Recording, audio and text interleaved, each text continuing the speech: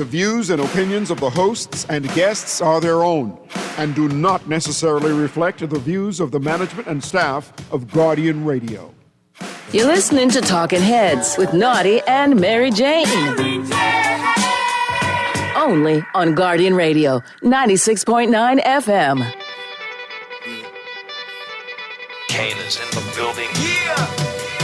Alright, the show goes on all night till the morning. We dream so long. Anybody ever wonder when they would see the sun up? Just remember when it comes up, the show goes on. Talking Heads with Naughty and MJ is brought to you by Sales, Fine Threads, John's Department Store, KFC, Naughty Johnny's, Prince Masters, and Tropical Gyros. Ever had the feeling that you was being had? Don't that shit that make you mad? They treat you like a slave, put chains all on your soul and put whips up on your back. They be lying through they teeth, slip up off your path. I don't switch up, I just laugh. Put my kicks up on they desk, unaffected by they threats. Then get busy on they. See, that's how that Chi-Town made me. That's how my daddy raised me. That glittering may not be gold, don't let nobody play me. If you are my homeboy, you never have. You've got it locked and loaded to the Tuesday, February 10th edition of Talking Heads. Your boy Naughty, along with MJ and your company, right up until 6 p.m. 4:10 p.m. is the time. We got our very special guest coming up in short order. And our special guest today is the F&M ratified candidate for the Fox Hill constituency, Dr. Nicholas Fox. We'll be having a good conversation with him. Glad to have him back on the show. But before we get into it, the phone lines, like I said, will be open. If you want to chime in, if you want to be part of the conversation, here's how. Here's how you can become a talking head. Brought to you by BTC. Text lines powered by BTC, 422-GR96. That's 422-4796. Phone lines open in New Providence, 323-6232, 325-4316, 359. Toll free in anyone in the Family Islands, 242-300-5720, 242-300-5720. Stream us live, take us wherever you want to go, GuardianTalkRadio.com. That's GuardianTalkRadio.com. That's how you get it in, that's how you get it on for fresh news, smart talk, all day, right here at Guardian Radio, 96.9 FM. MJ, I see you smiling. Dr. Fox in the building, you're smiling. I know he's one of your favorite interviews. Well, I do like Dr. Fox a lot. I got to tell you, sometimes, and I'll just be honest, sometimes you meet people and they just have such a great spirit, and like how the old people say my spirit take to them. So my spirit takes to Dr. Fox a lot. It's always a pleasure to speak with him, and I'm so glad he's here today because we have so much, particularly in his area of expertise, which is the healthcare industry. He is a doctor. We have so much to talk about, so I'm looking forward to another great conversation with Dr. Fox.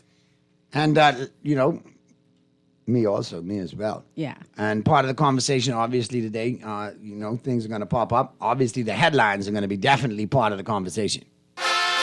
It's time for Headliners. Everything that's making headlines in the 242.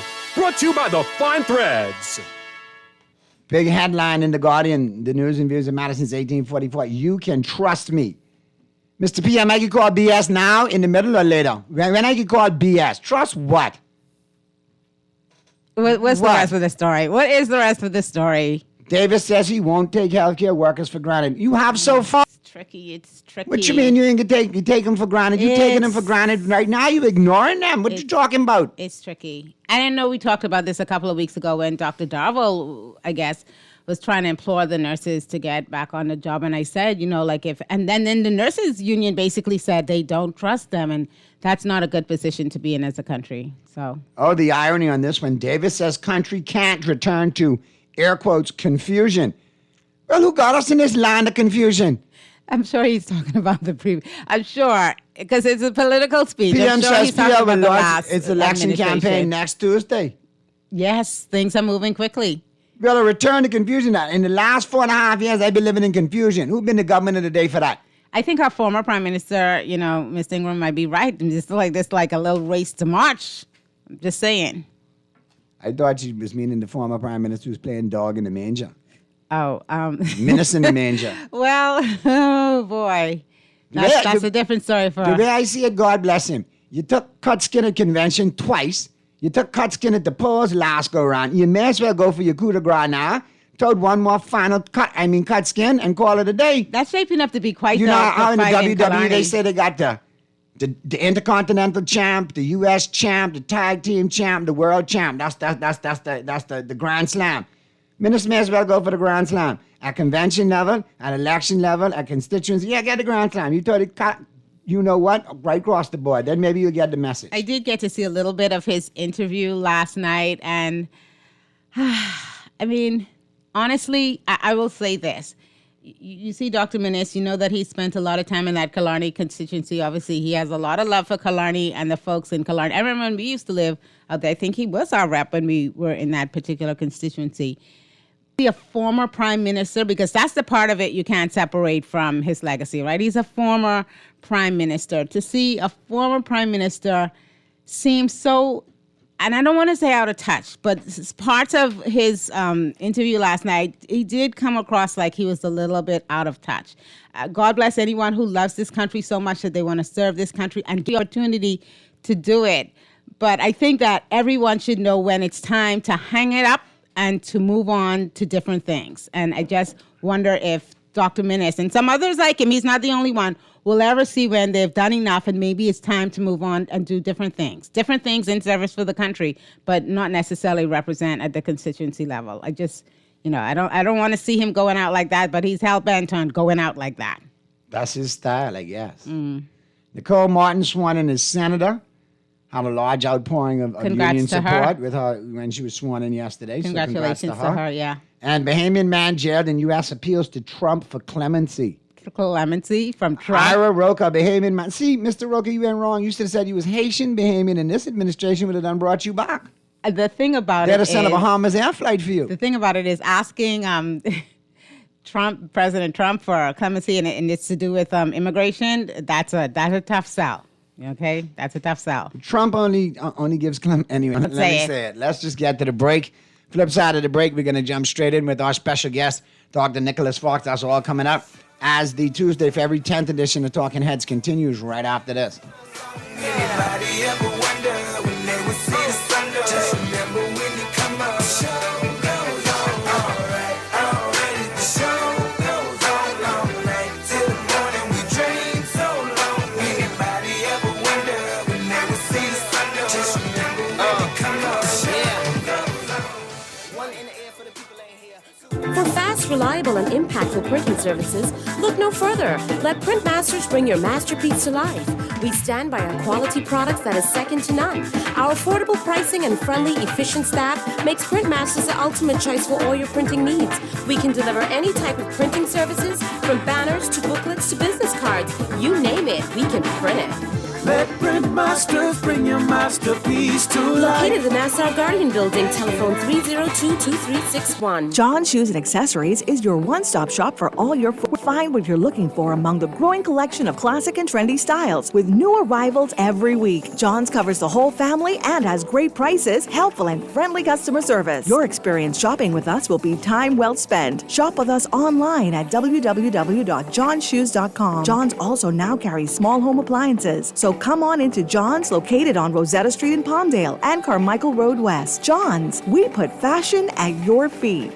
Crunch boring lunches and enjoy real food at a real good price with KFC's value deals. For $5.95, you can get a famous bowl and drink or a one-piece chicken box. For max value, grab a value box. That's a piece of our iconic chicken, nuggets, cheesy mashed potato, a buttery biscuit, fries, a dessert biscuit, and soda, all for just $9.95. KFC value deals have got the crunch that you're looking for. KFC knows value, and it's finger-licking good. You're listening to Talking Heads with Naughty and Mary Jane. Only on Guardian Radio, 96.9 FM. It's time for The Buzz. What are you buzzing on? Brought to you by John's Shoes. Kane is in the building.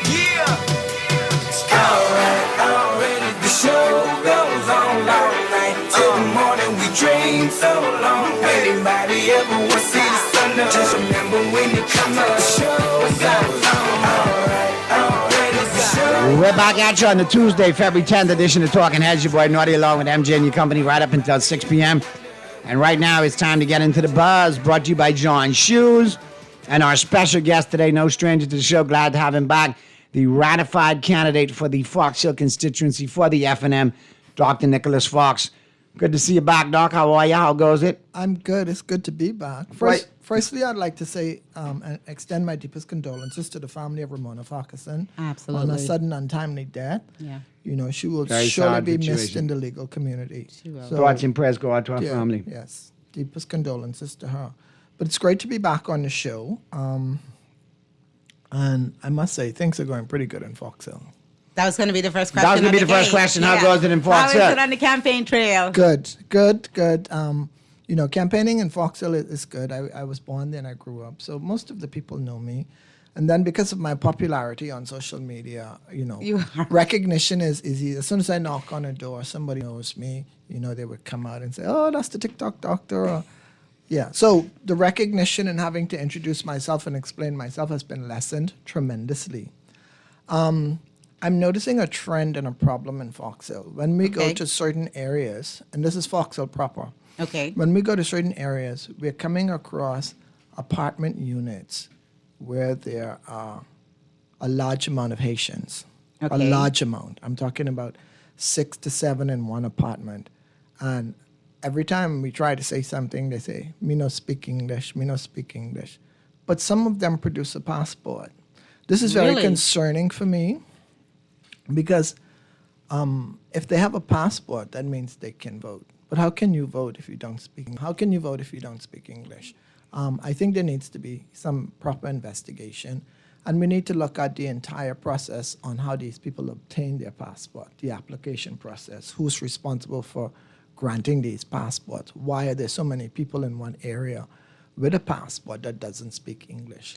This is I've heard rumors of it's concerning because you say that you're on the campaign trail. You come across these, I guess, pockets where persons are there. They have Bahamian passports, but they do not. Not all of them. Some of them. Some of them have Bahamian passports. So, but maybe those persons are maybe Bahamians of Haitian descent. I mean, no. I've heard rumors of mass swearing-ins at Hawkins Hill, and I'm trying to get to the bottom of those allegations. I'm also hearing, you know, statements by government officials. Oh, well, we've rescinded 4,000 work permits, but if you've naturalized 4,000, of course you're going to rescind 4,000 work permits. So Exactly. you're not being genuine in what's being put out there. Exactly. Yeah. Just want to hone in on this a little bit more. So, what is your interaction like with them when you try to talk to them? Because obviously you're going door to door, you're talking to people. What was the interaction like? Is it very limited or? Until they realize I can speak a little Creole Okay. enough to get the information I need out of them. Okay. And then we can have a conversation.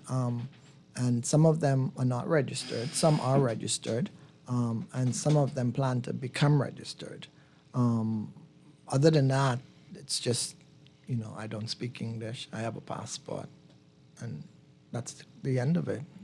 And this is concerning to you. It is, because if you can't speak English, I know in other countries, like America, for example, when you're being sworn in for your citizenship, there's certain things you have to know about the country and you have to speak English. Right. Otherwise, you'll be denied citizenship. But that doesn't seem to be the case here. And I know that we've spoken on immigration before. I know that a lot of Bahamians do feel that there's something, you know, not enough is being done, perhaps, to protect our borders. And then there's questions about persons who may come in here legally. Maybe they, you know, came in as a tourist. Maybe they came in on a work permit.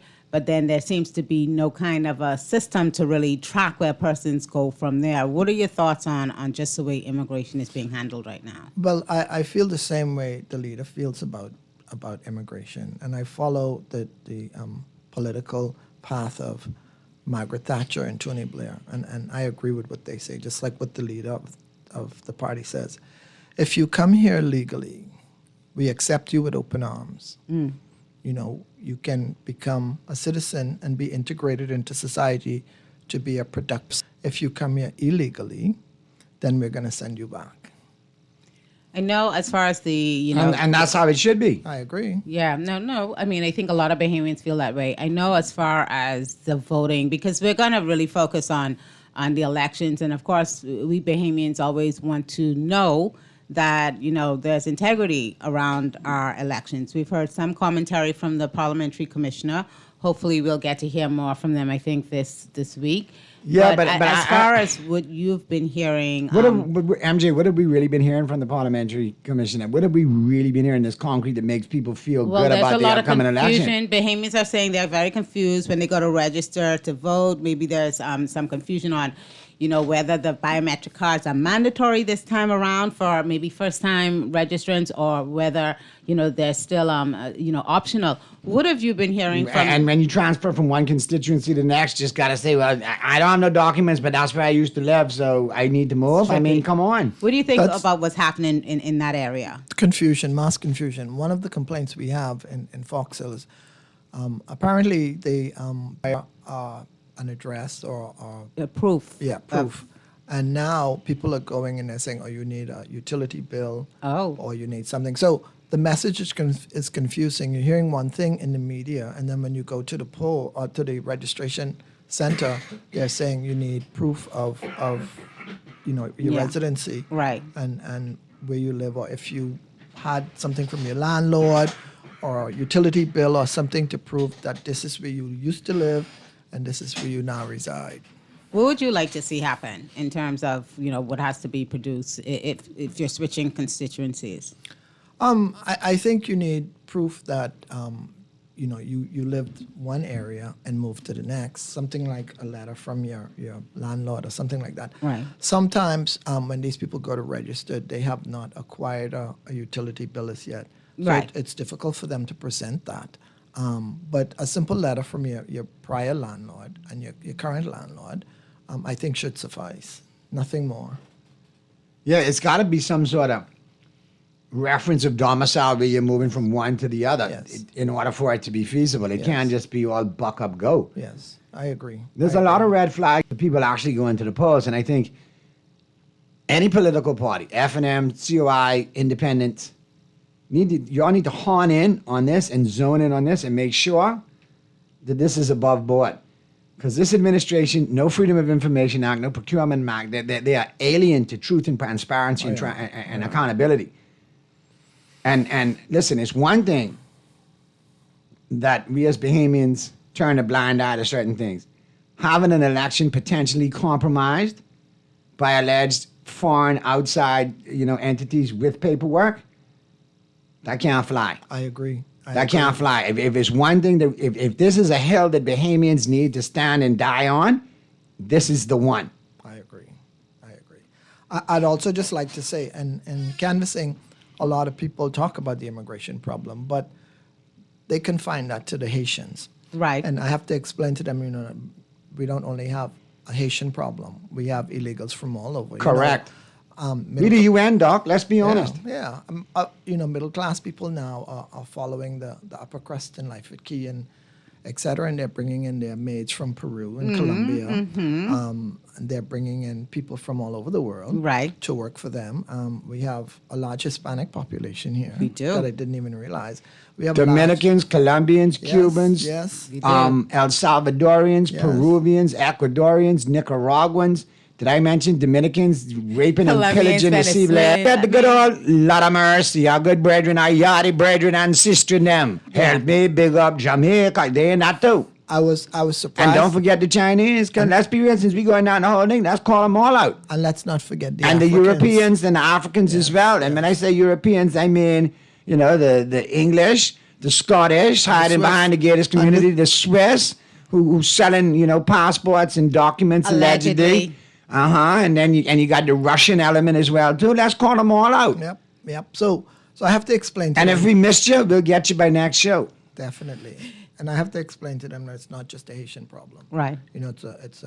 We have, like you said, United Nations here, and we have to look out for these people voting in the next election, and they're not properly qualified, I guess. Or vetted. To vote in this election. Do you think it would have been better? I mean, I always thought it would have been better, particularly because we saw a lot of focus along the lines of perhaps foreign nationals participating in our elections that maybe Bahamians feel they ought not to have that right to participate. Once we started seeing a lot of applications for citizenship in the newspapers, a lot of people honed in on that.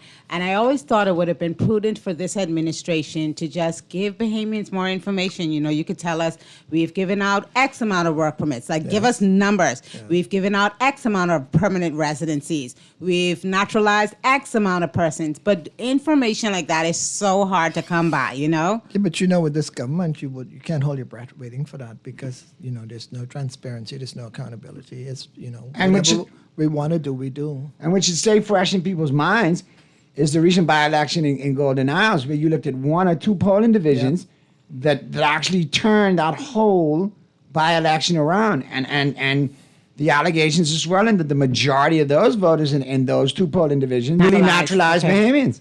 This is exactly what of Haitian descent. Yes, this is exactly what I'm seeing in Fox Hill. Just two polling divisions with so many Haitians. And I think they're trying to do the same thing. Let's go to the phone lines real quick. Get this one out the way. Talking Heads. Good afternoon, Mary Jane. Hi, good afternoon. It's a simple, easy thing, man. All these governments, none of them never send people into the community, every constituency, and find out who living in these places. You understand? We need to register, man. It's simple. We need to find who's living in the Bahamas. That's all we need to do. Go in each community, each constituency, door to door, and find out who living in these houses. You understand? And then they can make a list and say who's Bahamian and who ain't Bahamian. That's all they got to do. But then what are we going to do when we make the list? Are we going to enforce laws, or are we just going to make the list and stand by? They have to enforce that. I sure plenty of people around here who are willing to enforce that, along with myself, along with yourself as well, right? We can enforce this law. We can enforce this list. They have to do it. They have to go door to door and find out who in the Bahamas, man.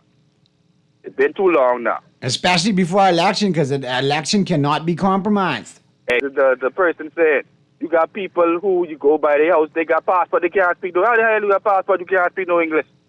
It's so a how curious you can say our national anthem or recite whatever? And you have to look at it like this too, caller. In the Bahamas if you can't speak English. If that is the case, if those allegations are true, all right, and an election is compromised by newly naturalized Bahamians of Haitian descent. Exactly. Can you imagine the debts that are going to have to be paid in the future and the sufferation that's going to be heaped on Bahamians for rewarding this administration? They're going to have to make us second-class citizens in our own country to reward the newly naturalized Bahamians that brought them this election home, allegedly. Y'all can't see the future. Y'all can't see the handwriting on the wall. Look 3 steps down the road, boy. I can't go nowhere else. My children can't go nowhere else. You understand? He said, then tell everybody who you know and who you don't know, get registered if they ain't registered. If they registered and been sitting on the sofa, get your bungie off the sofa, go out and vote. The Bahamas you said may be our very own. Thank you so much, caller. Let's go to the phone lines. Talking Heads. Hi, Talking Heads. Hello. Hi. Hey, how you doing? I'm good. Yeah, honey, it's me, guys. This country can just about almost far gone, inside. Because you know why? Sometimes you'll be thinking, you're talking to Bahamian all the while, that's a full nation or Haitian descent.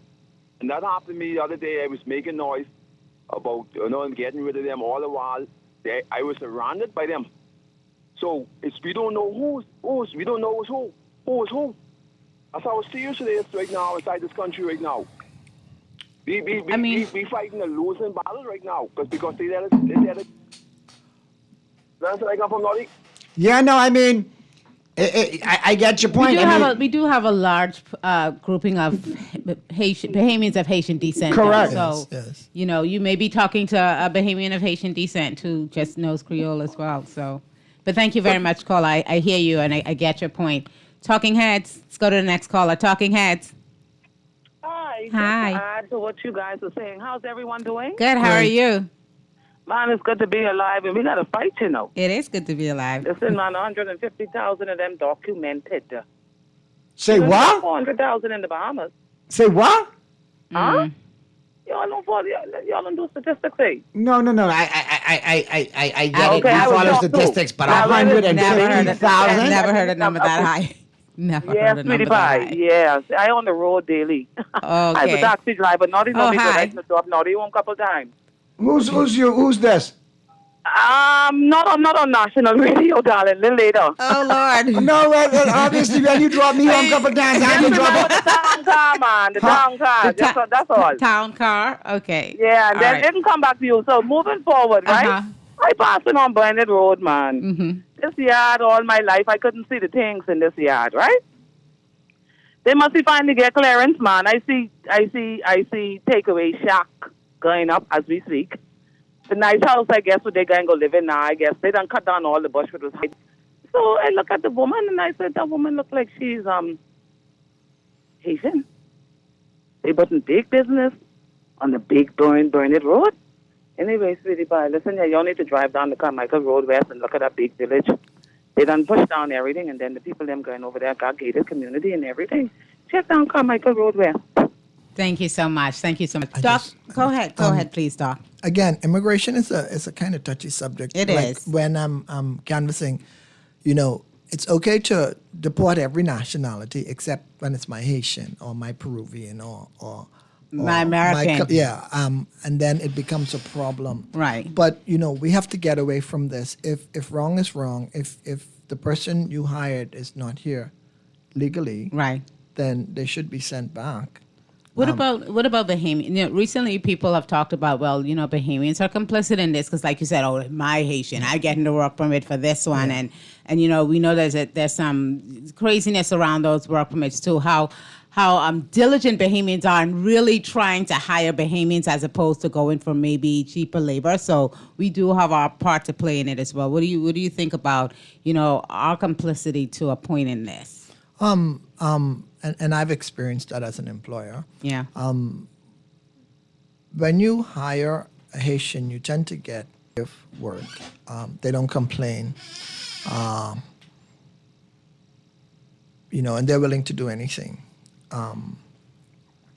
Whereas sometimes when you hire some Bahamians, they complain, and then they give you an attitude, and they're not as productive. I'm not saying that about all Bahamians. I'm saying that about some. And then you find certain groups only hire Haitians, like the Chinese. You go in any Chinese establishment, they only have Haitians working. Really? And I'm noticing that in a lot of businesses around town. They have Haitians working. Some of them can speak English, some can't. And to me, I think that creates a problem. If these people are working and they're not here legally, then they're depriving Bahamians of jobs. And we know unemployment is a problem. I know it's a problem in Fox Hill. And these people are being deprived of jobs. So we need to curb the immigration problem we have. We need to make sure that these people are here legally, that they have the correct papers to seek employment, and that they're not depriving Bahamians of jobs. Yeah. Let's go back to the phone lines. They're lit up. Talking Heads, hi. Good day, Talking Heads, and Hi. the guest, Dr. Falk. Hi, how are you? Well, it's a pleasure to meet you, man. I've been in Fox Hill a few weeks ago, and they talked so highly about you. Pardon me? He said he was in Fox Hill and they spoke so I highly visited about Fox you. Hill a few weeks ago, and they talked so highly. Thank you. Well, I was born and raised in Fox Hill, and I spent they told me. most of my life there. Okay, and I'm listening to you. I what came to mind just hearing you speak, sir, because I was an independent candidate, and for me, it's like, how do you defend a problem that even exists in the party you're running for? Because unless the leader of the FNM willing to say, hey, I was a part of the problem with this Haitian or this immigration problem, and I'm now willing to now humble myself to now understand, let's start pushing the law. Because if you look at the Immigration Act, it's clearly simple that most Bahamians who hire a Haitian that are not permitted to them through law, they're breaking the law. Yeah, a lot of Bahamians are, but let's be honest now. A lot of work permits are legit out there. This administration has put out a lot of work permits. Thank you so much, caller. Let's get to the other callers. The lines are full. Talking Heads. Yes, how you doing? How you doing to Hey, both of you in the Alan. studio and to you, Hey. Mr. Fox? How you doing? Good afternoon. Hi. As a doctor, you should know better than put a man under so much stress. What stress am I putting you under? The sitting candidate, the MP. Oh, your opponent. That was supposed to come up later there, C. Allen, but anyway. Go ahead. Go ahead, C. Allen. Yeah, I just want to speak, right? What we need is a national ID system, right? Listen, Michelle, I've talked to many people in the immigrant community. I know immigrants who pay their own work permit. I know immigrants on work permit that get work permits for other people, right? Because they just simply get a company name. So the problem is that we have broken systems in place, okay?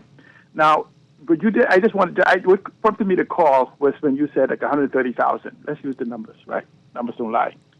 30,000 plus Haitians on work permit. So international people say between 30 and 50,000 illegals and Haitian nationalities in the Bahamas. That doesn't count the ones with... Sorry, what was that source, C. Allen? You said, who said that? Who gave that number? The international people that count the illegals. Okay. Right? So that's another 30 to 50,000. Okay? I can send you the data, the information for this. Yes, and so then when you link start on counting the legal residents and descent and everything, I think that's what the lady was referring to. Yeah. Because if you just use those two figures, you had 80,000 alone. Now, now you add the other immigrants to those numbers, and you could see that we have a possible brewing crisis. Now, the biggest problem is that we need leadership that understand the new dimension, the new 21st century economy. You know, over the years, we have 30 different economies that's been mentioned. And I have no doubt in my mind that Mr. Michael Pintard and the FNM understands those 30 models with persons like myself and others as part of the team that can put 500 people in each of those models, bringing 15,000 jobs to this country. That it starts, you know, when you talk about this livable wage, those economic models start with a livable wage. Just ending this. You talk about, Naughty, you in the orange economy. I say just, you know, you could put probably a couple thousand in there. I say just put 500 in the orange, 500 in the aqua, 500 in the blue, 500. So when you start putting 500 in each, we can transform the economy because the minimum pay. There you and go. so what we need is leadership. I just end it. If Davis could have done it, he would have. And he could and didn't, we should question why he hasn't. Thank you so much, C. Allen. Let's get to the next call on the line, Talking Heads. Hey, Naughty and MJ again. Hi. Hey. Immigration has to be dealt with. The Department of Immigration has been infiltrated. Okay? Why do you use the word like infiltrated? It has been infiltrated. I used to live in an apartment. I watched two Asians who couldn't speak no English, and two of their daughters in immigration. They don't have no papers, but their daughters was born here, so they're Bahamian and they work in immigration. So that's why I say immigration has been infiltrated. So when they sending all them people around to go and go to these places and things, they already have their heads up because they're already informing them that these people coming. So they have to go deep into these industries and these corporations and clean house, man, and see who they are, who's supposed to be there, and who ain't supposed to be And there. I've recently seen some ads with government agencies less than a requirement is speaking Creole. Exactly. I think that was the Parliamentary Registry's Office, if I'm not mistaken. It's deep, deep, deep, deep. And like you said, it's far. It's almost too late. You got to stop this now. Thank you so much, caller. You wanted to say something, Doctor? And then they have an immigration problem in the schools. Remember, they ask children to pair with Haitian kids so they can learn And English. it has presented some challenges, Yes, for sure. it has. And the parents are livid. They're livid. They don't want to do this. Why should my child now have to step down and lose precious time and lessons in class to accommodate somebody who doesn't speak English? I just don't think it's fair. But anyways. Yeah. All right. So I think we have to take a call. Another call, break. yeah. Okay, let's get this call off the line and we have to take a quick break. Go ahead. Talking Heads. Hi. Hi, good day. Hi, good day.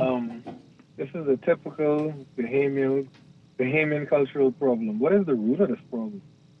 Just a quick story. 40 years ago when I was growing up, there was a Haitian shanty town next to my childhood home. Okay. And it was the nicest man I ever met in my entire life. And they have been here for a long time. So when we talk about the Haitians are replacing Bahamians with jobs, they're taking up spaces in school and the hospital stuff, that has nothing to do with the Haitian problem. That has something to do with the degradation of the Bahamian culture that we grew up in. We are not teaching each other how to preserve our culture because look at America. They have a strong culture regardless of who clown is in the top office. You go to America, you have to be and live by an American way of life. I mean, they're taking a very heavy hand now to sort out a problem that is decades old, where they have tens of millions of persons that they say are illegal in their country, and we see they have a very heavy hand dealing with that situation. So what would you like? Main cities, what would you like to see happen in the rural towns in the U.S. of A? You will never see any type of problem where there's an infiltration of a different ethnicity, culture, race. Hold on now, caller. With all due respect, I've been to some of them rural towns. Me and MJ been to some rural towns doing comedy. And of course there will never be no uprising, because if you look different from day one when you walk in, well, hey, Skeeter, Bubba, Cletus, get the pickup truck, the duct tape, and the rope. Well, no, it's different. In different cities attract different people. For example, in Minnesota right now, where ICE is kind of bearing down hard, they have maybe 130,000 illegal immigrants. That's the estimate. Whereas in states like Texas and Florida, border states, you would tend to find more illegal immigrants in those states. But what is your point? What is your point, caller? What would you like to see? My point is, Sure. When we have a different race, ethnicity, culture, the Bahamians become like sponges, and our I wouldn't culture say that. starts to evaporate. So right now, we don't have a cultural identity. I wouldn't. I not wanting to work. That's why when I you go wouldn't to say stores, that. Restaurants or anywhere, the Bahamians give you a terrible service. I love that, but I hear you, Texter. Thank you so much. Let's get to the caller. Let's get to the next caller. Talking Heads. Hey, please, good afternoon, MJ. Hey, good afternoon. Good afternoon, Naughty and Dr. Good afternoon. Good afternoon. Listen, I agree with the earlier caller, man. We in trouble. We're in trouble. These people in high places, man. They in high places. Strategically. Somebody told me something. He said he is married to a Haitian Bahamian. He's from another country. And she got him straight. So hold on, wait a minute. He from another country and a Haitian Bahamian got him straight with paperwork. Got his papers. But a Haitian Bahamian is a Bahamian. I mean, there's, and I'm trying to be. Listen, go ahead. MJ, Yeah. Yes, I'm listening. Yeah, but there's a process. Yes. There's a process. All right? And it seems like these processes are being circumvented. The Minister Clay Sweeting, he said that they were going to resume breaking down these shanty towns, right? Yes. This road was supposed to start it in 2025. This almost a year later. And look like somebody told them to cease and desist. No, they're serious, man. We see these people. I live in the inner city. Right. You see these new faces, these new people, and you live them, and look, you see them hopping on a truck. They're going to work. They just, come on, man. What kind of country we live in? Are we a country of laws? Huh? I mean, and we write a lot of laws. We this do. government, they don't know, because a lot of them, you go on these government jobs with these contractors who are using the public, our money. Mm-hmm. You know why the unemployment rate is so high? Because other persons are working where Bahamians should be working. That's the issue. And I hear the market is undercut because they work for. I don't like Trump. Right. But I like what he's doing. There's no fear in this country. Ain't nobody scared of no immigration officer. Ain't nobody scared of no police. Ain't no fear. The government. Ain't nobody, like, they come to they do whatever they want to do. Just like that woman say, you sit in the back of the bush, then you see the bush play down, big time thing of mine. Man, we need some structure. We need some order in this country, man. I agree with that. Good stuff. We do need structure. We do need order. Appreciate your comment. Any thoughts, Dr. Fox? I think Bahamians are just frustrated with a lack of transparency, from the government. We got one more. Let's get that out of the way so we can talk to Doc. Talking Heads. Hey, Naughty and MJ. Hi. And your guests. Good afternoon to you all. Good afternoon. I listen back and I'm enjoying the conversation. But, in all of this conversation, I'm hearing about this illegal immigrant. What I want to say, as I have always been saying, we must not hate anybody because God is a God of love. And we certainly must not hate the Bahamian people. Yes. I think what we need to do is put our frustration and put all our vent towards the government of this country. The government of this country is complicit in what is been happening in this country by opening the flood doors and by bringing in those persons from down south, they don't have to go on a boat no more. They can come in on Bahamas there, and most of them, from my understanding, are coming with passports. Like you say, some can't speak English. But I am saying to the Bahamian people, this is a chance now for us to change what is going on in this country. I mean, many of them who are complaining on this talk shows are willing to still vote the PLP in power. And this is the government that, in my opinion, has caused further damage to this country as it relates to illegal immigrants.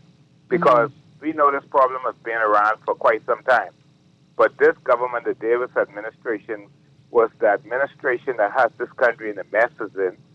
And the statement that Mr. Davis made when he spoke to the Haitians, and he never came back and retracted his statement or said he only made that statement because it was an election or situation at that time. Right. Mr. Davis blatantly disrespected the Bahamian people when he said he is a Haitian. And I challenge anyone to say, if Mr. Davis himself said he is Haitian, then who is you and I to say we are not?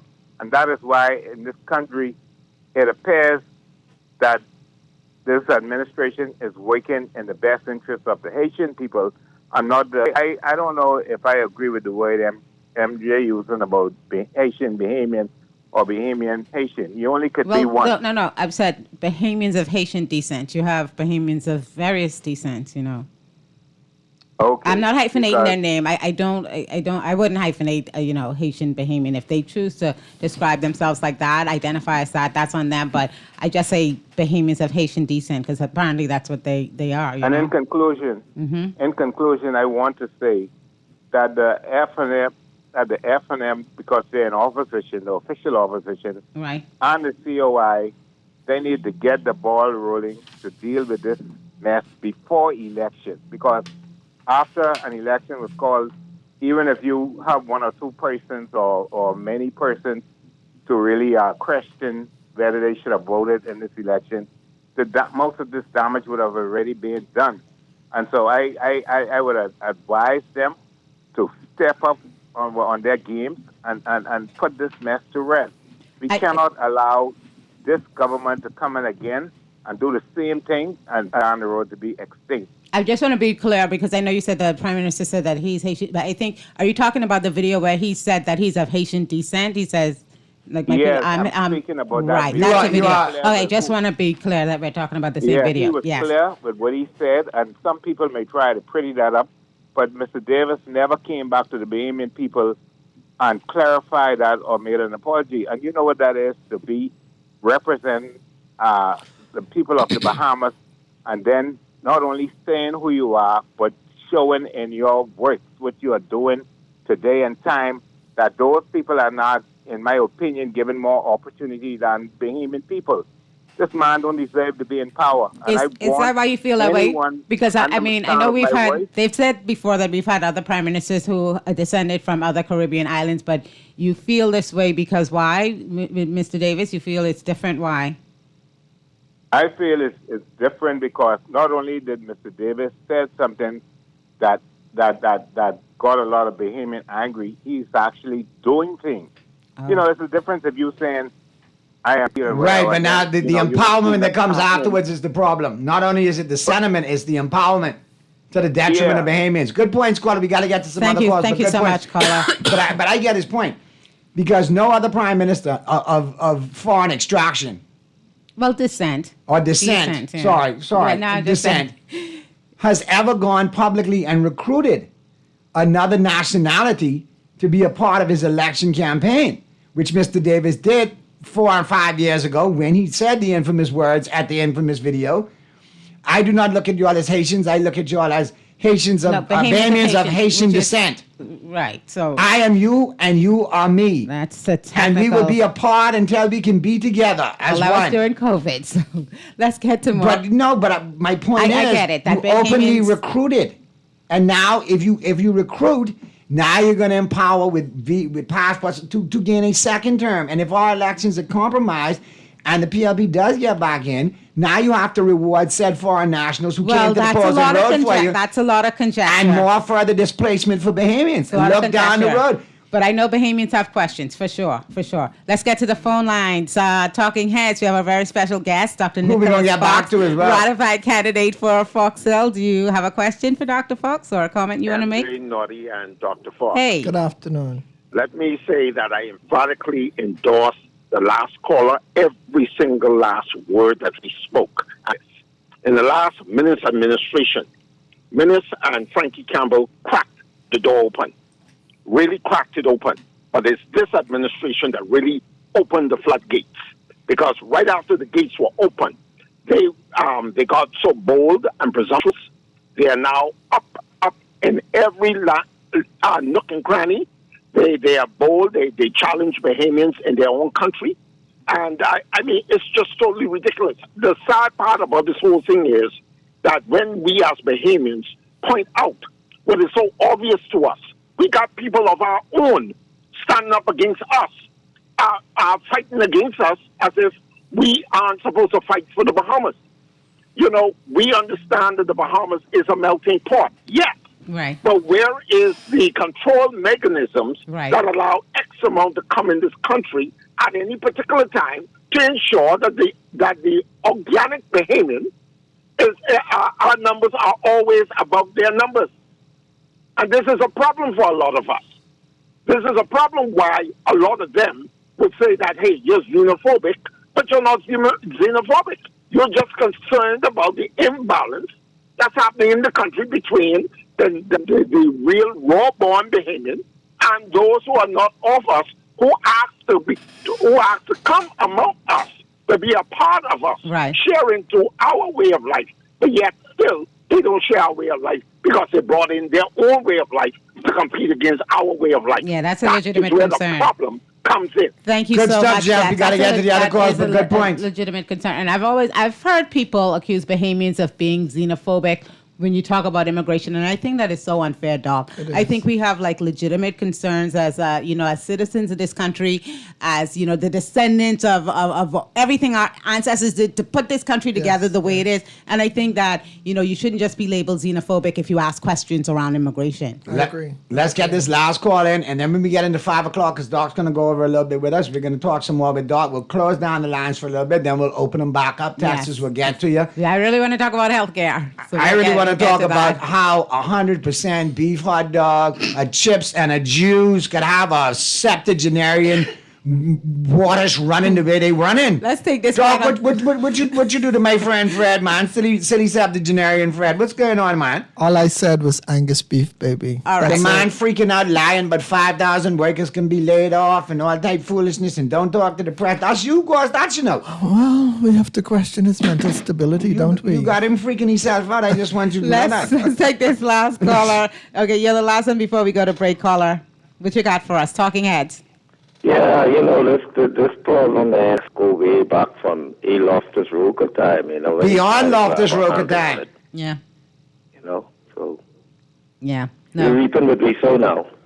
Yeah, but we are looking for solutions. Thank you so much. Good stuff, caller. But listen, you got to look back, and at the same time, you have to look at Bahamians who took advantage of the situation, another minority that made the majority suffer. We need to, at the end of the day, get this thing right.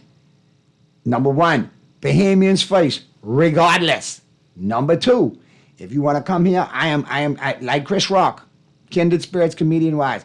If you go through the perils of death to get to another country to better your life, and you want to build that country up, I support you. I'm with you. I'll show you how to do it. I agree. If you come here illegally and you're trying to tax the situation, milk the situation, only to get on to somewhere else, then it's time to and go. using us as a stepping stone and putting us at a disadvantage, no, brother, you got to go. Yep.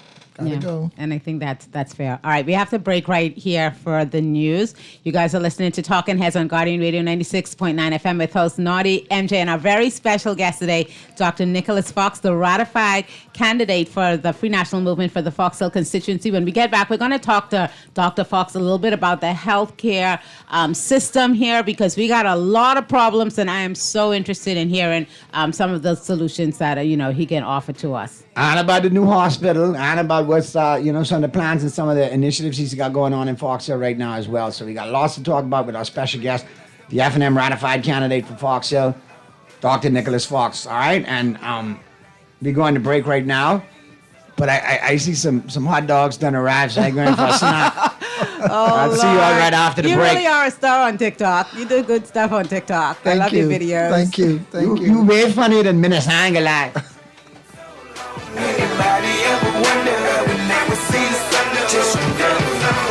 One in the air for the people ain't here. Two in the air for the father that's there. Three in the air for the kids in the ghetto. Four for the kids that don't wanna be there. None for the trying to hold him back. Five in the air for the teacher not scared to tell those kids that's living in the ghetto that the holding back that the world is theirs. Yeah, the world is yours. I was once that little boy, terrified of the world. Now I'm on a world tour. I will give up everything, even start a world war for these ghetto girls and boys. I'm rapping around the world for Africa to New York, Haiti then I detour, Oakland out to Oakland, Gaza Strip to Detroit. Say hip hop on the Forget them flower, forget them check. You know it's Tommy, get the respect. AP is hot, we sitting close. Breeze on your lip, that's how I know. You is my person, that ain't no secret. You share wing, I might keep it. Love buckets. 8 tasty pieces of chicken, thighs and legs for just $20.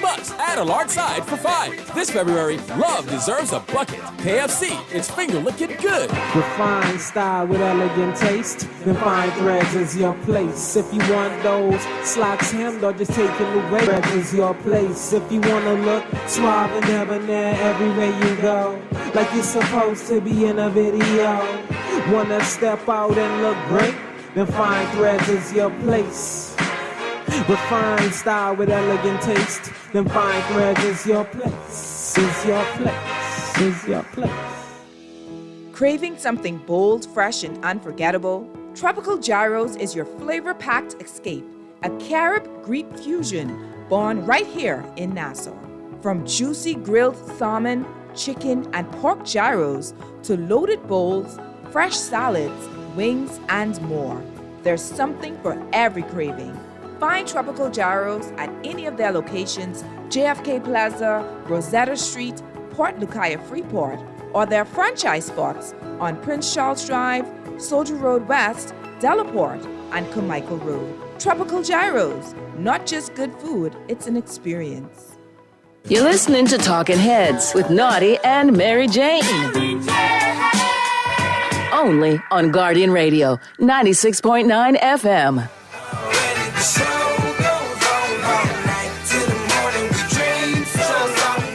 Talking Heads with Naughty and MJ is brought to you by Assurance Home, Fine Threads, John's Department Store, KFC, Naughty Johnny's, Prince Masters, and Tropical Gyros.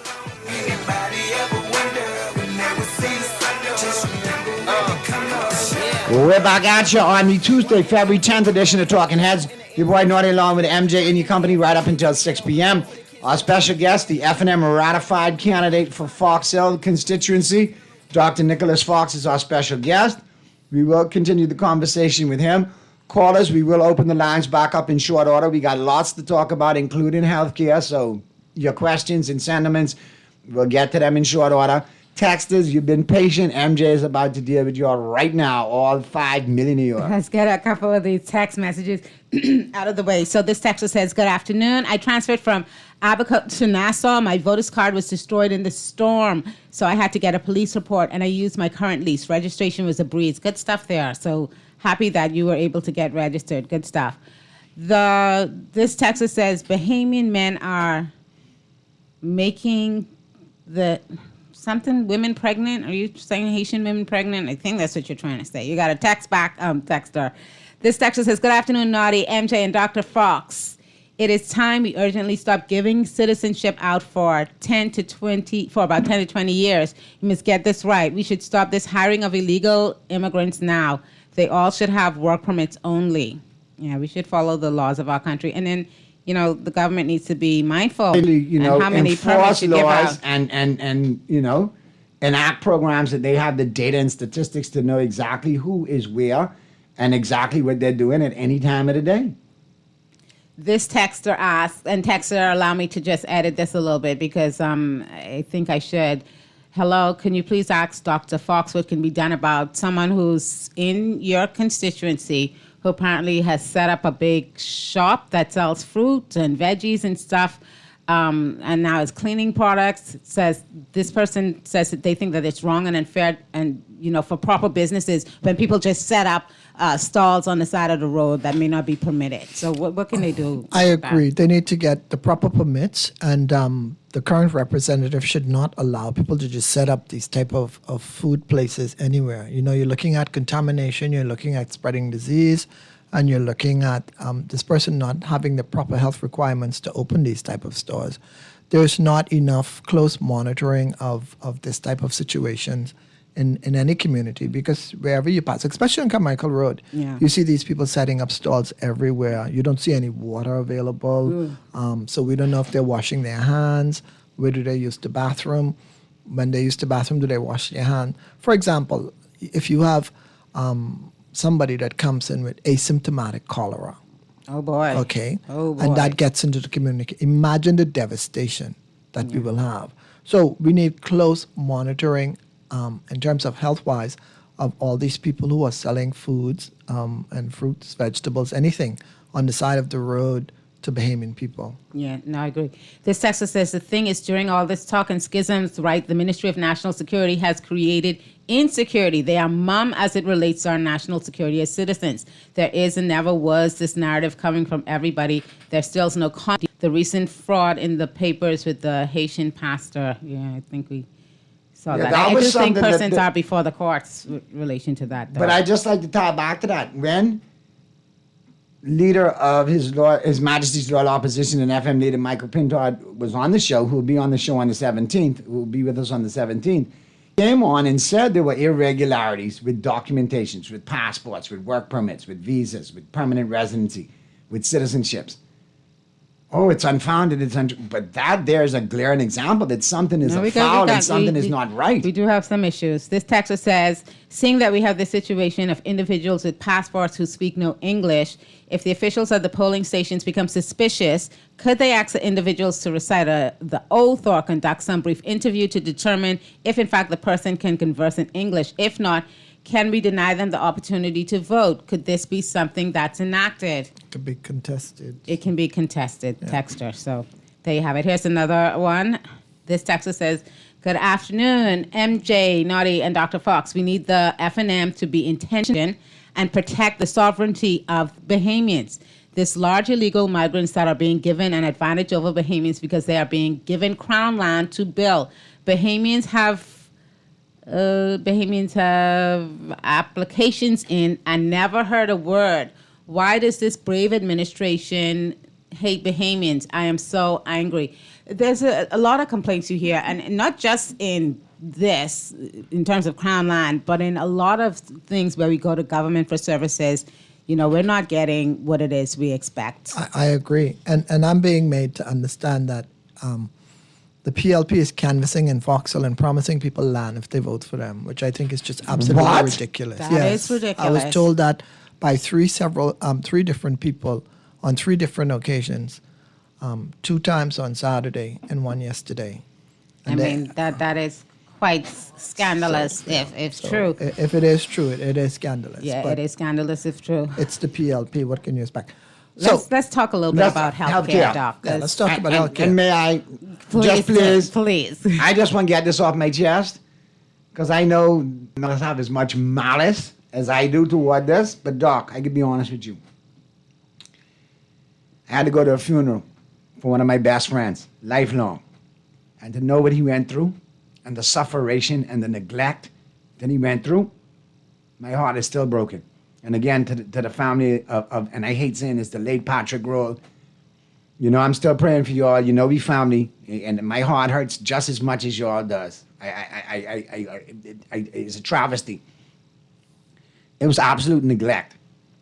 Then to hear that another longtime friend, Doyle Fox's son, Adam, and we know Andrew, and we know Alex, and Adam, Vape Shop Adam, he suffered tremendously. Listen, I know we all have to go. And I know we all have to die. But if it can be avoided and it can be prevented with proper health care, how can you tell me I need a feeding tube? I send my wife to get the feeding tube, and then you don't insert the feeding tube for 4 more days? Send me to get the feeding tube because the hospital doesn't have the Doesn't have it, correct. Oh, boy. So when I hear stuff like that, that's number one. I think back, and I don't want to bring up painful memories, but a mutual friend of ours through baseball in school, Kenise Dover, the late Kenise Dover, she did not have to go through that. To know the young lady went and met her mother dead the other day and unattended. That is horrible. That's horrible enough. Yeah. To have callers to go in for dialysis and say they are woken up because rodents are chewing on their toes. That is horrible. To get the kitchen open with no food and having it delivered in cold brick grits, that's horrible. That's horrible.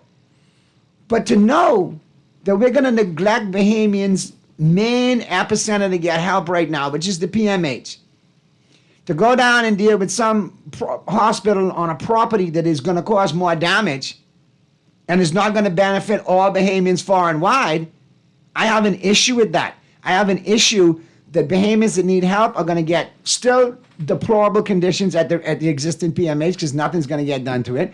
We're going to build a new facility that's going to cause flooding, environmental damage, and cause basically the extinction of wildlife in that area, in those wetlands.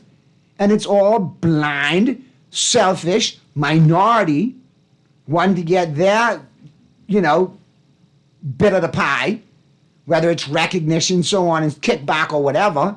And the majority of us Bahamians have to suffer.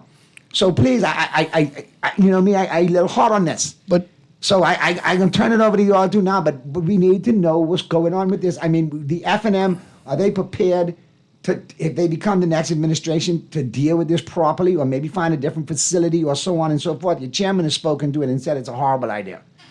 And I agree with Dr. Sands.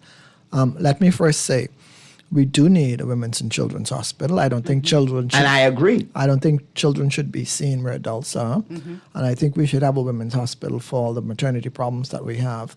However, now is not the time, okay? We have a mess in PMH. You talk about your friends who die. Imagine me as a doctor having to look at someone, knowing I have to send them to PMH and I'll never see them again.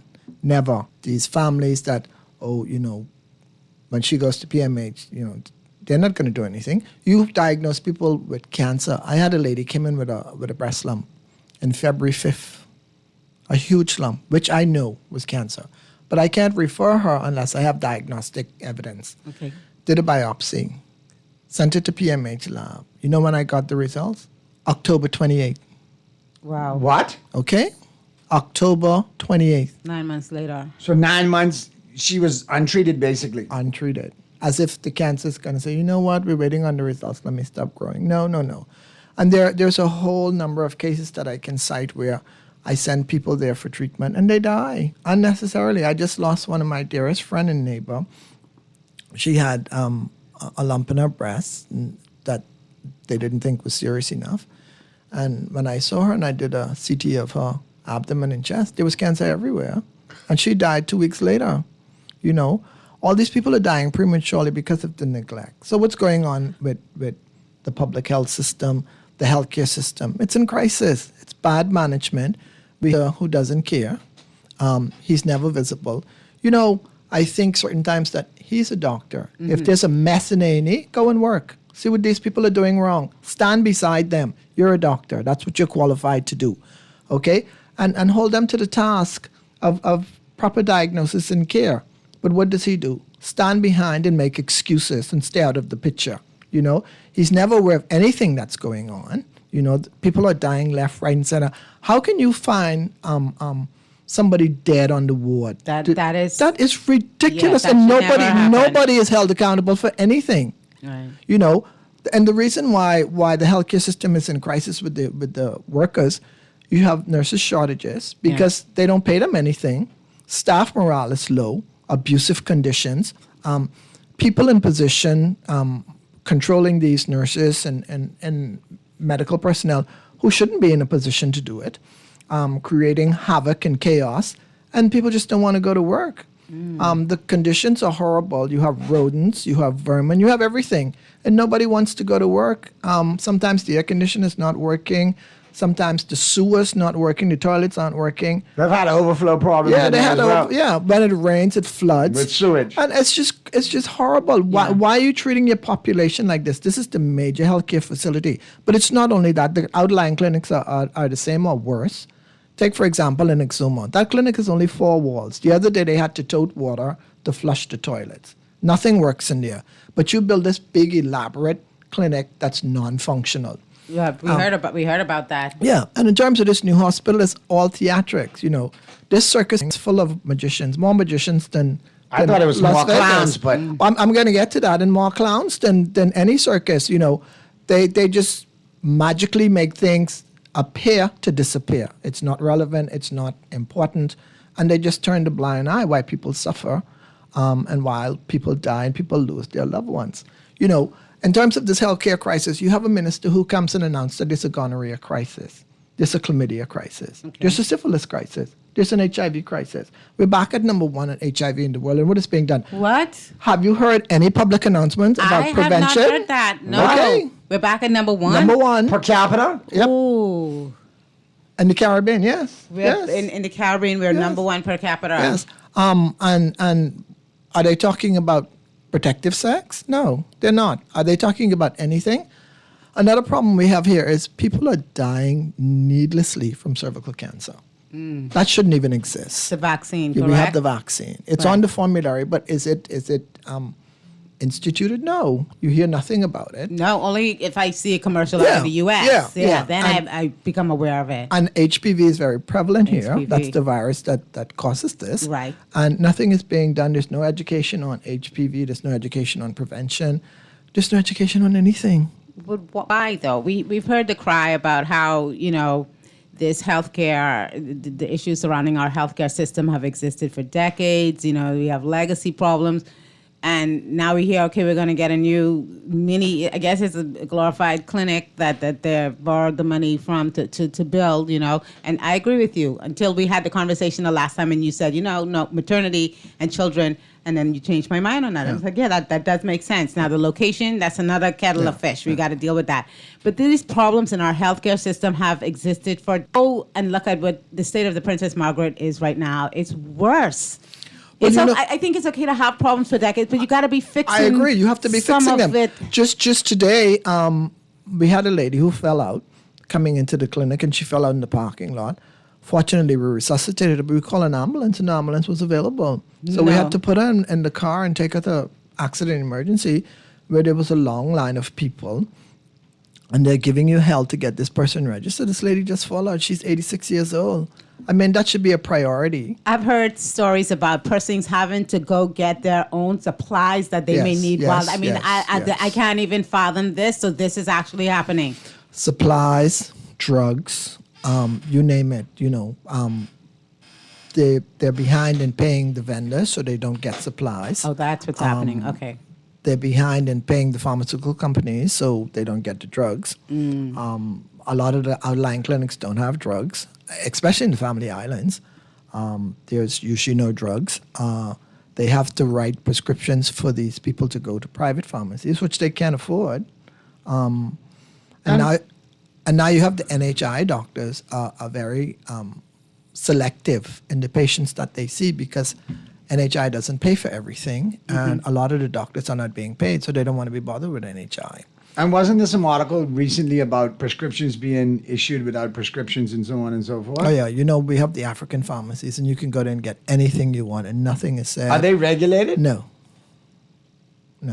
I got to talk to Dr. Smith from the Bahamas Pharmaceutical Association. I've had Pharmacists people. Association. I remember I had a gentleman who had a severe allergy to sulfur, and he went there and he spoke about, you know, he had some burning in his urine, and so recommended Bactrim, which has sulfur, and didn't find out his history, and he ended up with a condition called Stevens-Johnson syndrome, Oh, and he was boy. in the hospital for weeks.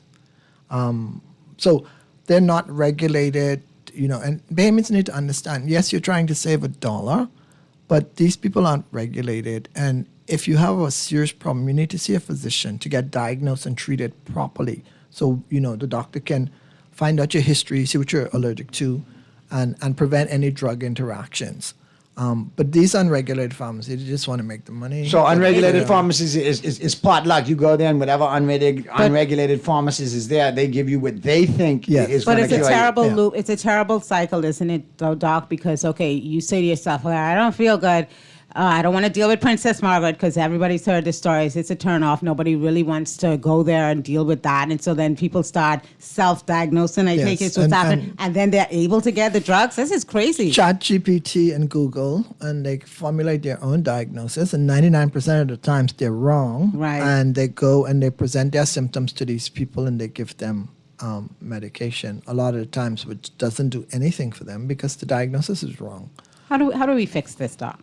I know it won't all be done, in a short period of time, but we have a problem with the pharmaceuticals. Everybody, I guess, self-dosing these days. And then there was a report a couple of months ago about the kids and how they're vaping and they're drinking and they're doing this. You tell us now we have a problem with, is it HIV again? Yes, we have HIV. yes. And we have a problem with HPV. There's a vaccine that's not happening. There's so many things that aren't happening that could be happening.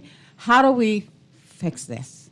Education, and we have to start early on.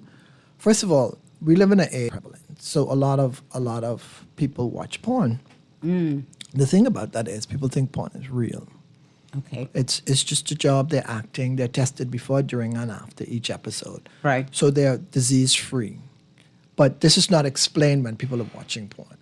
Okay. So people need to understand that this is entertainment. They're being paid for this. That doesn't mean you must go and have unprotected sex. We also need a forceful campaign to educate people on these diseases and the complications of these diseases. For example, if you get chlamydia and it goes untreated, you can end up sterile, both men and women, because it causes severe scarring in the fallopian tubes and the seminal vesicles. And so the sperm can't come out anymore because it's blocked. And the tube, what happens is, the narrowing of the tube, the egg gets fertilized. So the sperm can get through and fertilize the egg. But once it's fertilized, it becomes too big to pass the narrowing. Right. So it sits there. Now you develop an ectopic pregnancy, which can. So having one of these critical STDs that are out of hand here can cause complications. Sometimes with gonorrhea, they will go to the African pharmacy or whatever unregulated pharmacy and get 1 or 2 ampicillin tablets, and they take that. The thing is, with gonorrhea, if you didn't take anything, it's going to go away or seemingly go away, and you won't have any symptoms. But later on, you can get gonococcal arthritis. You can have pus in the joints, painful joints, fingers. And then with syphilis, in fact, I saw a lady yesterday. She's 76 years old, and she was seen at PMH, and they did a test for syphilis. And she has a heart problem, which I concluded is a result of her advanced syphilis because she's had it for several years. She didn't know. And they told her they gave her 1 shot of penicillin and told her she'll have to come back. And when she went back, they told her they didn't have any more. Oh, wow. So she's now experiencing severe heart problems, congestive heart failure, enlargement of the heart, memory loss, etc., from tertiary syphilis that was left untreated. Us not having those. Isn't that what killed Al Capone?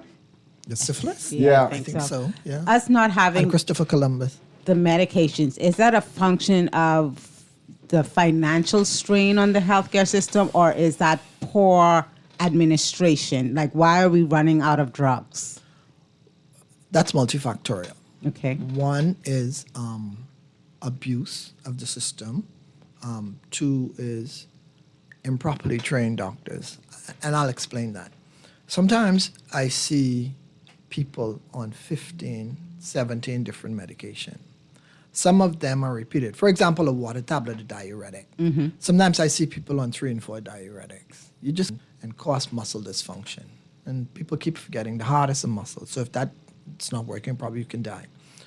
So what happens is when you go into the government system, you'll see Dr. John this week, and then you see Dr. Paul the next week. And so they don't bother to look at what the person is on. They just write. treat symptoms. And so now you have these people on a whole myriad of medication. So that depletes the supply rapidly because they only order so much every so often. 2, not paying the suppliers. So if you don't pay me, I'm not going to send you anything anymore. Expired medication. Medication that sits there too long and becomes useless. And just some of the people are just lazy and don't want to do what they're supposed to do to ensure that these people get what they're supposed to get. So it's a whole myriad of factors that contribute to this decline. How do we go about, because obviously Bahamians, we recognize, I hear people talk about, it through taxes. Now we're understanding that the Darville hasn't come out on the record, neither has the Prime Minister, and actually said that they're going to have to make some adjustments somewhere because this new hospital that they're going to build in the Papal Track area, that will never be profitable. We're going to have a 33-year loan attached to that, and it's going to need to be subsidized to the tune of some $60 million or more every year of its existence. They have not been honest with the Bahamian people and said, hey, we're doing this with NHI or we're increasing this. They have not been honest, and I think that this is the point, to be honest with the Bahamian people, Dr. Darville, and tell us exactly how we're going to pay for that hospital. That aside, though, we have the Princess Margaret that's still there, that the majority of Bahamians are going to have to go and get service at. How do we fix the Princess Margaret? First of all, we need to increase staff morale. We need to increase pay. We need to increase staff numbers. As you saw in the dialysis unit yesterday, there was only one nurse. That was terrible. Okay. We need more oncologists. We need more specialists. We need more nurses. Encourage Bahamians to go into nursing, and make it not as difficult. Why is it that sometimes to complete your nursing program is 4 to 5 years? Do an accelerated program. Make it shorter, but intense, so we can get these nurses out, train them properly, and so we can have better service. Also, we've been brainwashed into thinking that foreign is better, and so we don't support our local Bahamian health professionals. We jump on the plane and we go to Cuba or Dominican Republic. Or Ghana. Yeah.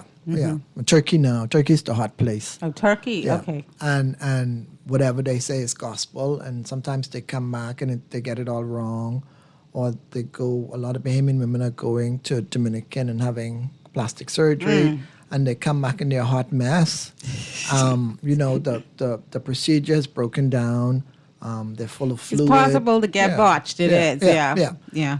And so now a Bahamian doctor is left, for lack of a better word, holding the bag, because now you're responsible for this person, and you have to ensure that they recover so they don't die from some septic condition from all the infection that they're getting from these open wounds. Education is the key to this. We need to teach Bahamians how to take care of themselves. We have a lot of diseases here like diabetes. The non-communicable, the ones. Diabetes. How do we do better in those areas? Well, we have to understand that we're the 4th fattest country in the world. And so obesity is a major contributing factor to these non-communicable diseases and to cancer. And, under an FNM government, in the last time the FNM was in, they made provisions for a tower to be built at Princess Margaret. To increase the room, increase staff, and increase services. Right. But as soon as the PLP got in, they axed that and went with their own plan. That's why I think this hospital will never come to fruition. It's all political theatrics, and it's just something to say and make it look like they're doing anything. When you think about it, now is not the time for a hospital. You can manage what you have now. Okay, people are dying left, right, and center. I'm sure in some other country, the Minister of Health will be tried for crimes against humanity and genocide. I have never lost so many patients to foolishness than under this PLP government. They would certainly be made to account for, a bad track record if that were the case. But you bring up a good point. You know, you talk about, you know, how do we deal with this new hospital? The staffing, we don't have enough staffing. And then there's always a fight with a union. You know, people expect to be compensated properly, and they expect increases as the time goes by. I just don't understand why the decision was made that this is the moment. I'm not against a new hospital, you know. Well, it's election time. That's why the decision was made. How can you expect to staff a hospital that size and you can't pay the nurses you have now? That's going to be a tricky situation. You can't even open the kitchen. Okay, A&E is a disaster. That's been under construction for 100 years. And it doesn't seem to be anywhere closer to completion than it was when they first started the renovation. So nothing is moving. Nothing is moving. In fact, we're not moving forward at all. We're moving backwards. You don't feel it unless you're a physician like me. People are coming to you crying for help. Right. You know, they're crying for help. They're given these ridiculous appointments for follow-up, a month, 2 months, 3 months, and you have a condition that needs urgent care. They're supposed to have surgery. It's always canceled or the date is moved. You know, they have to understand that when you give somebody a date for surgery, these people make provisions for that. They take time off work, et cetera, et cetera, et cetera. And then you're going to tell them, oh, we can't do it this week, whatever.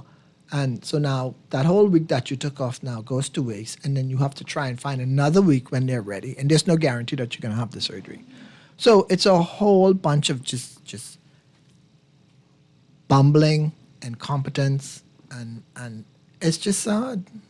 Yeah, have you thought about, I know you probably have discussions within your party. Have you guys thought about solutions that'll fix the situation that we're in if you are lucky enough to be elected? Do you guys have answers for some of these problems we got? Well, again, let's fix Princess Margaret first, and let's make that work. And then we can talk about construction of a new facility and staffing of that. And they had plans for that in the last F&M administration. And I think once they revamp the plans, we can move forward and revamp PMH and make it a world-class facility.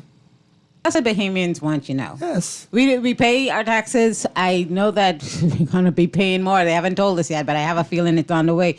And I don't think we mind because it's a social good. It's good for the community. It's good for us. We don't want to see, you know how crazy it is to have your parents work their whole life. They are now in retirement age. They need to go to the hospital, and that's what they have to go to. Like, that's crazy, and that's not fair. Let's get this call in real quick before we get to the break. Talking Heads. All right, we'll pick it up on the flip side of the break. All right, you are listening to the Tuesday, February 10th edition of Talking Heads. Your boy Naughty along with identified candidate for Fox Hill, Dr. Nicholas Fox. And we are having a great conversation, which we will continue right after the break, so keep it right where you got it.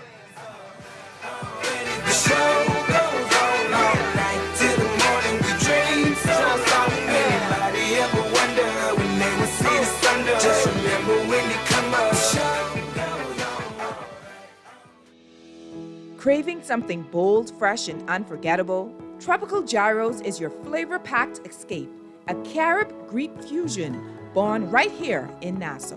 From juicy grilled salmon, chicken, and pork gyros to loaded bowls, fresh salads, wings, and more. There's something for every craving. Find Tropical Gyros at any of their locations, JFK Plaza, Rosetta Street, Port Lucaya Freeport, or their franchise spots on Prince Charles Drive, Soldier Road West, Delaport, and Carmichael Road. Tropical Gyros, not just good food, it's an experience. Put more market with the Fidelity Debt Consolidation Loan. Why pay more when you can pay less? Reduce your monthly debt payments down to one low, easy payment. Apply for a Fidelity Debt Consolidation Loan today. Call 356-7764. Fidelity, we're good for you.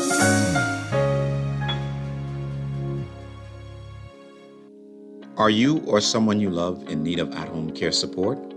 Maybe you require medication administration, mobility assistance, or post-surgical recovery support. Do you have a loved one who is suffering from Alzheimer's or dementia and need patient-centered support? Well, there's a caring, affordable, and trusted solution available for you. It's called Assurance Home Care. We have certified Bahamian nurses and caregivers, and we can provide both hourly or monthly rates. Call us now for a free consultation at 242-810-8995. At Assurance Home Care, we provide quality care you can trust right at home. The fried chicken experts are back with a brand new way to enjoy your favorite sandwich. Introducing the Wrap Star. Crunch into the Wrap Star, full of flavor and wrapped in a warm grilled tortilla for that perfect crunchy bite. A classic made modern that's crunchy, melty, and grilled to perfection for all the journeys of your day. KFC, it's finger licking good. You're listening to Talking Heads with Naughty and Mary Jane. Only on Guardian Radio, 96.9 FM.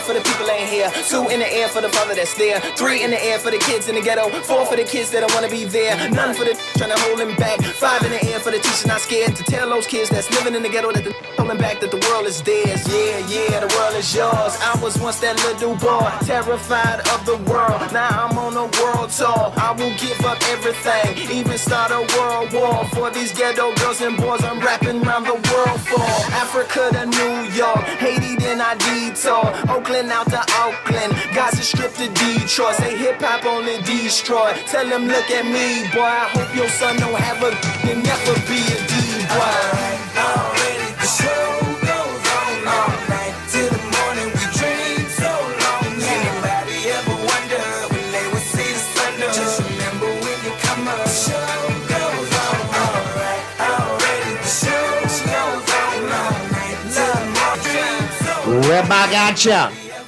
on the Tuesday, February 10th edition of Talking Heads.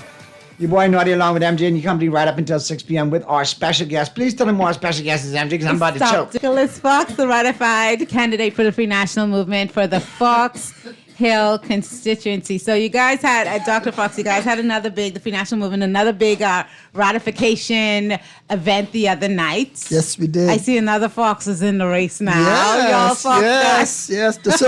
The silver foxes are here to stay.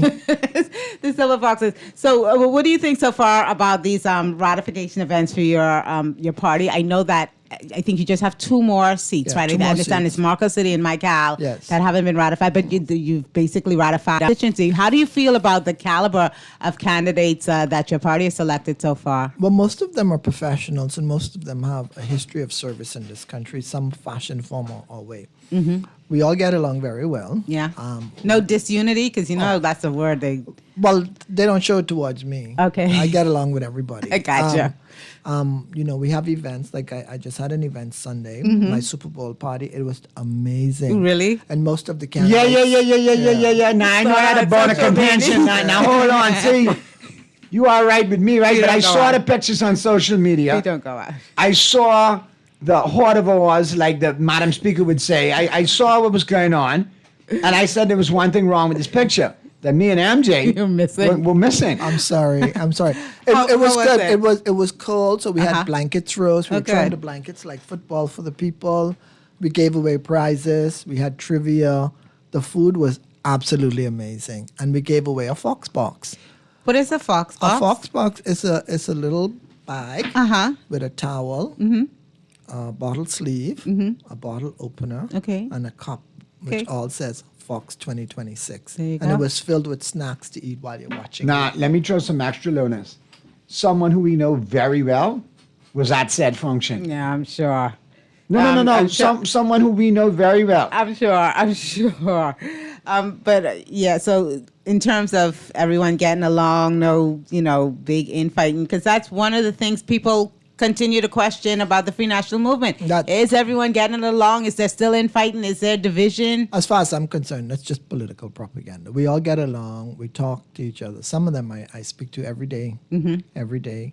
Sometimes we go to each other's homes. We just chill out or make sure that we support them, whether it's political, personal, or otherwise. I've been invited to Abaco last year to give a talk on cancer. I'm a cancer prevention and screening advocate. And the reception was amazing. I had people driving for an hour to come and bring their kids to take picture with me. Oh, wow. Because of my popularity on social media. Right. Made me feel special. What made you do those social media videos, by the way? Did you have to be convinced or? No, spontaneous. Yeah? Yeah, spontaneous. The dance, which was the most popular one. Right. We were done campaigning, and I turned on my phone and Facebook, and I don't know, you know the lady who wears the pink Mavis? Yes. Okay. She was doing that. And I said, oh, this looked like a nice, and I asked my dad, the manager, who's campaigning. I said, let's do it. And he was like, oh, no, people ain't gonna like that. You're too old for that, blah, blah, blah, blah, blah. I said, man, let's just do it. Right. And we did, and the rest is history. In terms of the birthday cake, that's been pretty popular.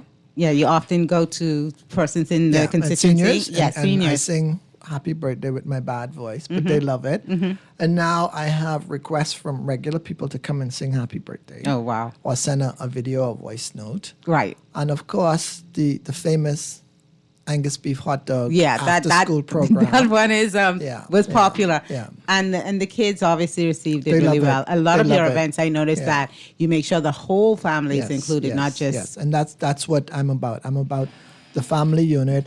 I'm about making people feel value. And canvassing, I'm of the opinion that a lot of Fox Hillians feel divided and not valued. And I'm trying to bring value to make them feel relevant, to make them feel that they exist and they have a purpose. We sit and we talk about. What are some of the issues that they talk about that are really forefront in their minds when you canvass, when you talk to Foxhillians? Different areas talk about different things. In Foxhill proper, they talk about how dirty it is. Okay. It's Remember that's island wide though. the crime, Island wide again, but obviously the unemployment. Yep. Countrywide. Yeah, the unemployment, the lack of concern for the area. Like I said, it's divided. So you have one section are mixed with the other. When there are events held for the constituents, you may have an event on the park, and then people from around won't go, or you may have an event further down the road and people don't go. So it's very divided. And if elected, or when elected, I plan to change that, because the Foxhole I grew up in, everybody knew everybody else. And there was no fear of anything. Everybody got along. Everybody respected everyone. And I'm also noticing in Foxhole that the seniors don't get the respect they deserve. In this entire country, I should say. I think we need more respect for the seniors and to take care of them. And this is how the birthday club started. Okay. I was passing a house and we knocked on a door. We were canvassing, and this lady was sitting down home. She had a walker. And I said, can we come? And she said, yeah, 92 years old. And I'm like, are you home alone? And she's like, yeah, my daughter stepped out and she had to leave me. I said, but this is not safe. If you Right. try to get up, you may fall. And then she said, I'm having a birthday next week and I know nobody can remember and this and that. And that's how the birthday Okay. club came in. And we went and we sang happy birthday to her. And she was so excited. She got up without the walker and she walked towards me to hug me. And Wow. that made my day. And it's stuff like this that I do Right. that just makes me euphoric. Like for Christmas, we went to this lady's house and canvassing, and she was sitting down, crippled with arthritis, can barely hold anything. And I was like, do you live alone? And she's like, yeah. I was like, well, Christmas is coming up. What you going to do for Christmas? I said, you don't have a tree? She said, I never had a tree. I haven't had a tree in the last 12 years. So I went and I bought a tree. Wow. I decorated it. And she says, well, there's no gifts. And we went and we got 2 gifts and put under her tree. And she stood there and she cried. It made me so emotional that a simple act can bring so much joy to one person. And this is what I do in Foxhole. A lot of the stuff I do, I don't publicize because it's people's personal business. Right. I go around to the seniors. I change their bandages for their bed sores. I give them injections. I check their blood sugar. I check their cholesterol. Sometimes even clip their toenails because, sometimes the toenails grow and it can embed in the skin Of and course, cause if a infection. caregiver would have to do all of that. And just yeah. give word of advice and to the kids that they're taking care of, their parents. And people love it. People love it, Let's get to the phone lines real quick. That's good stuff, dog. Let's get to the phone lines real quick. Talking heads. Hello? Good afternoon. Good afternoon. I was listening to Dr. Fox, and Dr. Fox, I want to say I've I've been aware of you for 33 years, you would have told me that I'm pregnant with my first child 33 years ago on Collins Avenue. Yes. And you mentioned something about genocide, and that resonated with me. Because I say, so many Bahamians, and I mean, I look at the numbers, and it's alarming, and that word is so fitting. And I agree with you in reference to fixing what you have. How are you going to introduce something and what you got already broken? So what model are you going off of? So what we get can be broken too then? I mean, if you ain't fixing what you have, then you're showing me already a track record. So I'm already concerned with, you taking so much money to build something new. And our nurses, our doctors, the patients, the environment, it is deplorable. Yeah. And, I just wanted to mention that I totally agree with you 100%. I feel it and I see it 100%. But continue the good work, man. We all got to do our part. Thank you. Thanks so much, caller. All right, let's get to some of these text messages. Pardon me. This texter says, how do one become Haitian Bahamian? Explain that to me, please. I don't know. I know some persons hyphenate themselves. To me, that's not something that I'm familiar with. But I know that some people do identify as that. This texter says, let's get it. Okay, you get to those while I get this cleared up.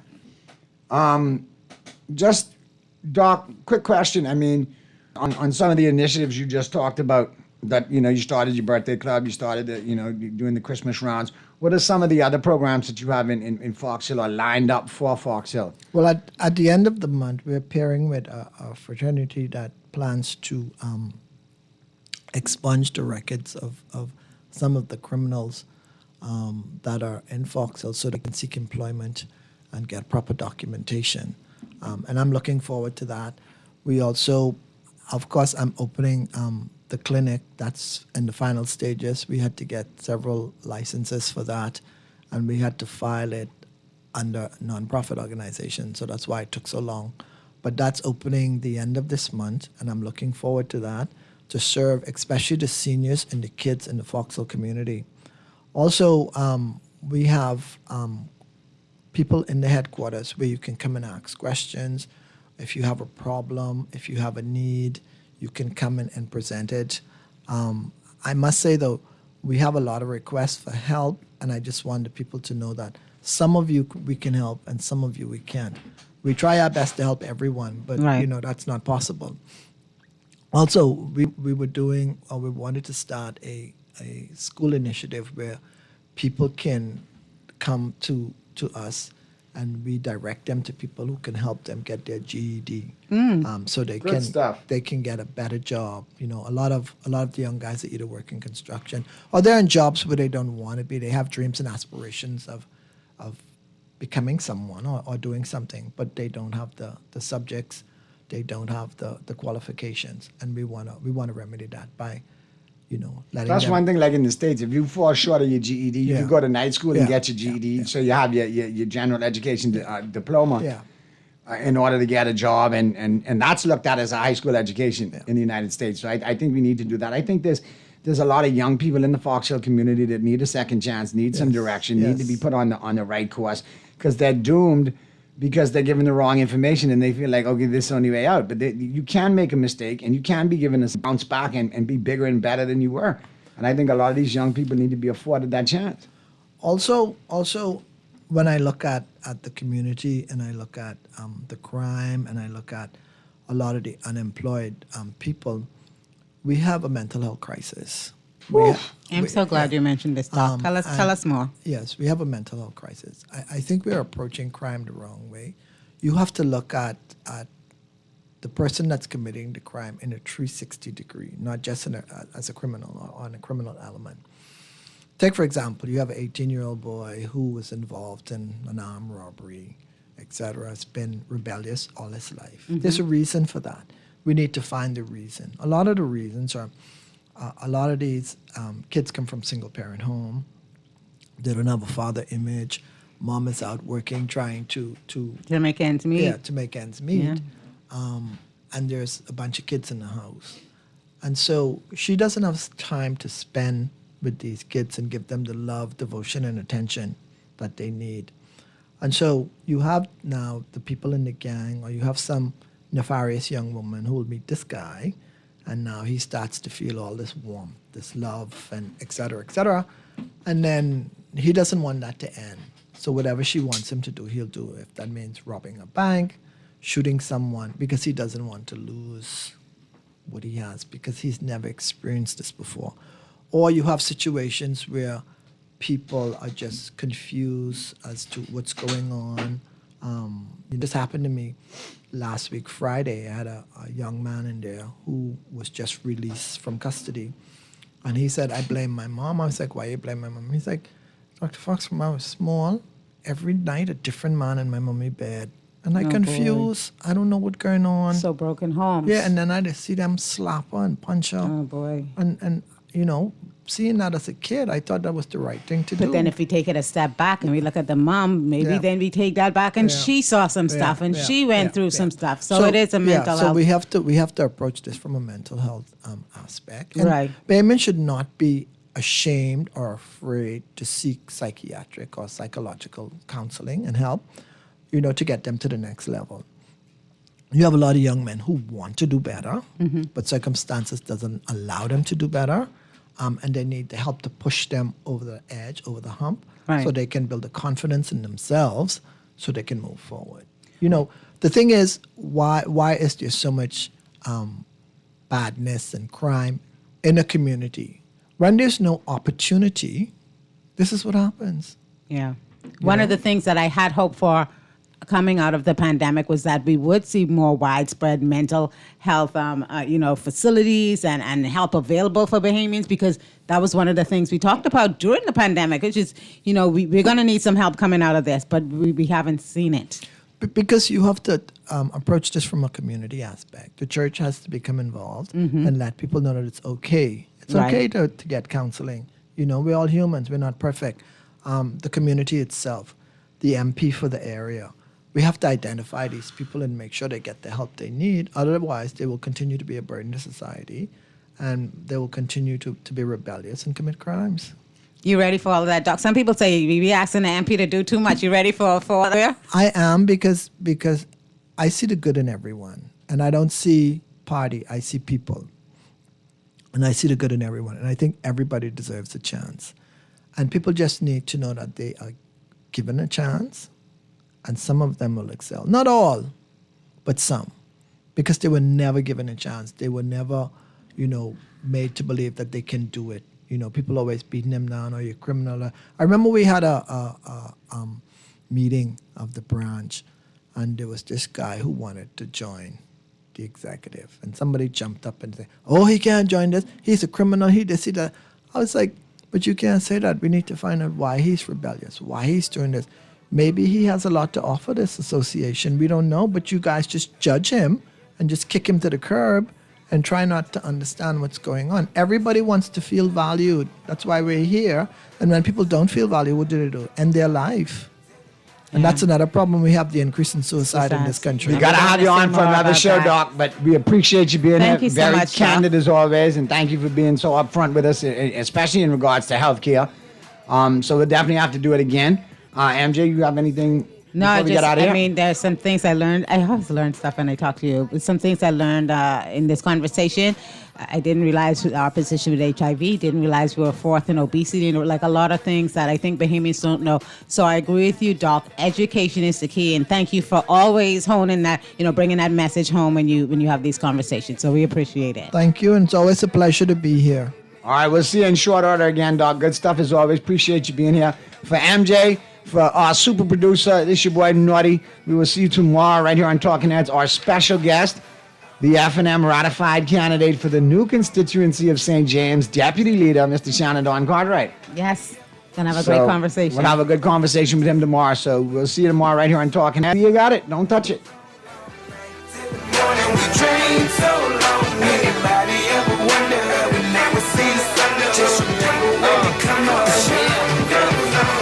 One in the air for the people ain't here. Two in the air for the mother that's there. Three in the air for the... Naughty back at you with my free pick of the day brought to you by the Island Game. Today is Tuesday, And my free pick comes to you from NCAA Men's College Basketball. The number 14 ranked University of North Carolina Tar Heels on the road, taking on the University of Miami Hurricanes. I like the Hurricanes +3 in this one. That's my free pick of the day. Hurricanes +3. Play it and win with the Island Game. The game you know, the friends you trust. And the Island Game always reminds you to play responsibly. Hey, Nassau! Get ready for the new and bold Barbecue Crispy King at Burger King. 2 100% flame grilled patties stacked with that irresistible onion crunch you love. Smoky barbecue sauce, crisp bacon, and melted cheddar, all on a buttery brioche bun. In cheese, flame grilled flavor. Swing by any of Burger King's 6 Nassau locations and taste the new Barbecue Crispy King today. Burger King Nassau, where taste is on fire. John Shoes and Accessories is your one-stop shop for all your footwear needs. You will find what you're looking for among the growing collection of classic and trendy styles with new arrivals every week. John's covers the whole family and has great prices, helpful and friendly customer service. Your experience shopping with us will be time well spent. Shop with us online at www.johnshoes.com. John's also now carries small home appliances. So come on into John's, located on Rosetta Street in Palmdale and Carmichael Road West. John's, we put fashion at your feet. For over half